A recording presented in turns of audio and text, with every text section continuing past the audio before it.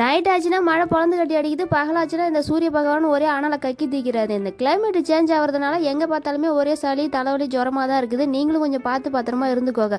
எனக்குமே இன்னும் மூக்கில் கிளிப்பு போட்ட மாதிரி தான் இருக்குது. இந்த சளியை வந்து கண்ட்ரோல் பண்ண முடியல. என்னதான் மிளகு தூதுவலை இதெல்லாம் வச்சு கொடுத்தாலும் ஓரளவுக்கு தான் கண்ட்ரோல் பண்ணுது. விறகடுப்பு குச்சி எப்பயுமே ஒரு 4 கட்டு கோழி கொட்டை பரணியில் எடுத்து போட்டுருவோம். இது நைட்டு வெளியிலே போட்டுட்டா அது நனைஞ்சு போச்சு. அது தரையில் போட்டால் இந்த லோகத்துக்கு காயாது. ஒரு சாக்கை போட்டு காய வச்சாதான் காயும். அதையும் பார்த்து முடிச்சுட்டு இந்த ஒரு டம்ளர் உளுந்தாலும் நான் இந்த மாதிரி பெரிய குண்டாலும் தான் போட்டு அலசுவேன். அது என்னவோ தெரியல, டக்குன்னு அலசி முடிச்சிடலாம். இந்த சின்ன குண்டானில் போட்டு ஊட்டிட்டு இருக்கிறது எனக்கு செட் ஆக மாட்டேன். இந்த மழைக்காலம் வந்தாலே ஆடு மாடு வச்சிருக்கவங்களுக்கு தான் ரொம்ப கஷ்டமாக போயிடும். காலையில் ஏஞ்சோடனே அதுங்களுக்கு செய்ய வேண்டிய வேலையை செஞ்சு முடிச்சுட்டு தான் அதுக்கப்புறம் வந்து நமக்கே சமைக்க ஆரம்பிக்கணும். இன்னைக்கு ஒரு 9 மணி ஆயிடுச்சு. இன்னைக்கு தேய்பிறை சஷ்டியா. அதுக்கப்புறம் தான் போயிட்டு குளிச்சுட்டு ஐயாவுக்கு போயிட்டு விளக்கு வச்சுட்டு வந்தேன். நம்ம பழைய வீடியோ பார்த்தவங்களுக்கு தெரியும், நம்ம வயக்காட்டில் தாத்தா வச்ச வேல் இருக்குது. அங்கே தான் போயிட்டு நான் சாமி கும்பிட்டு வருவேன். பழமொழி மறந்துட்டே ஒரு சீதா கண்ணு சின்னோண்டு இருக்குது. அது ஒரே ஒரு கண்ணு தான், ஒரே ஒரு காதான் கச்சிது, நல்லா பெருசாக இருக்குது. நல்லா ஒரு 150 கிராம் வர மாட்டேங்குது. நான் இடம்லாம் வச்சு பார்க்கலப்பா, ஒரு குத்து மதிப்பாக தான் சொல்கிறேன். ஆனால் நல்லா டேஸ்ட் சூப்பராக இருந்தது. நல்லா பெரிய காயாக இருந்தது.